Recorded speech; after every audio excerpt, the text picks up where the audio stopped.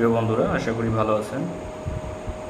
আসলে আমরা কম বেশি সবাই ফেসবুকে রিলস ভিডিও আপলোড করে থাকি। বর্তমানে এই প্ল্যাটফর্মটা হোক না হোক চেষ্টা করে যায় সবাই। আসলে ফেসবুকে এই রিলস ভিডিও আপলোড করার কিছু নিয়মকানুন আছে।